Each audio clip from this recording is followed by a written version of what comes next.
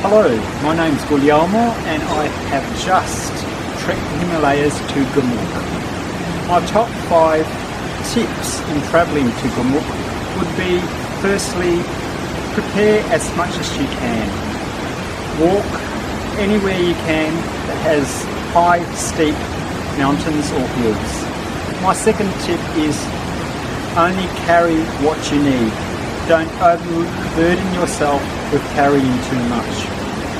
My third tip, wear 2 pairs of socks. It makes the trek so much easier. Fourth, wear sunscreen. You always need to wear sunscreen. And fifth, take it easy and enjoy the view. Don't rush because you'll miss out on so much beauty.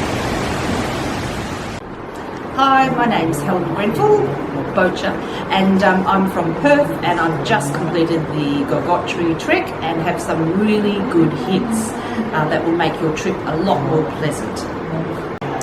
Okay, we haven't done the walk to Gomukh. I've never walked with sticks before, but I found on this trip having 2 pairs of sticks actually gave me a lot more strength going uphill.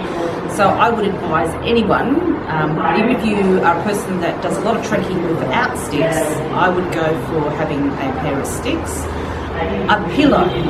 In the middle of the night, trying to find a decent pillow to rest your head becomes a big source of angst. So I would really, if you could, have an inflatable pillow. It would make you a lot happier. Make sure you have a very good backpack and make sure that it fits and that it's supported around the waist so that you're not getting tired, and pack as little as possible. Every gram that you walk in altitude will start to play upon you, and so you really need to just take it a bit more easy.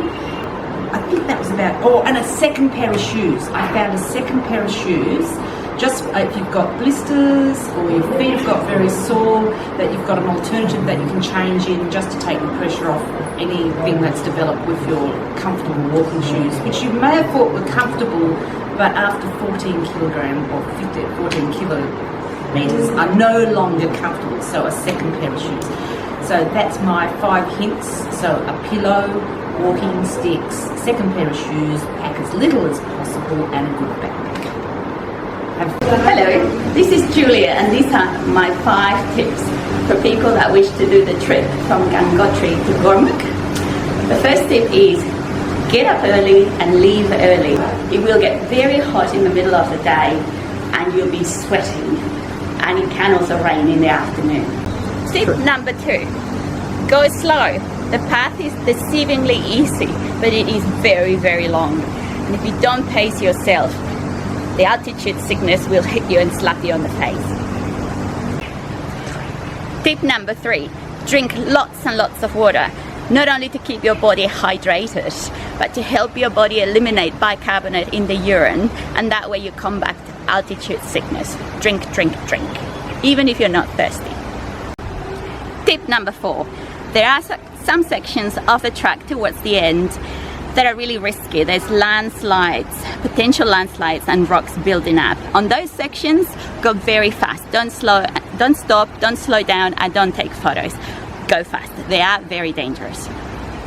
Tip number 5, and probably the most important tip, take painkillers. Lots and lots and lots of painkillers. When the altitude sickness hits you, the first thing you'll get is a pressing headache, and it will be much more enjoyable if you have some painkillers with you for the evening. Have a good trip! Hi, I'm Mary, and I've just done the trek from Gomukh to Gomukh, and here's my top 5 hints that might help you do it.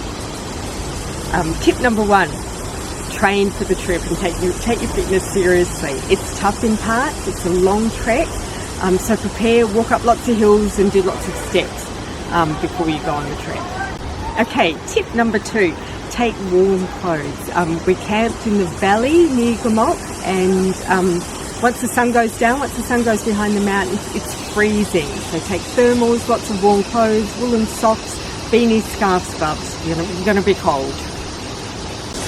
Tip number 3, take altitude sickness tablets. Some of the people in the team, in the group that went along, had altitude sickness. So yeah, go to the doctor, get your medication for altitude sickness and start taking it a couple of days before and you'll feel so much better. Tip number 4, make sure you've practiced trekking in your gear. So you've broken in your boots, you've worn the right socks, you know what you're going to carry. It's a long hike, 14 k's, it's grueling in parts, it's almost some scrambling and things. So yeah, practice with your gear beforehand. You can't swap it midway through the trek, so make sure it all works for you. Tip number 5, take sunscreen, hat and sunglasses.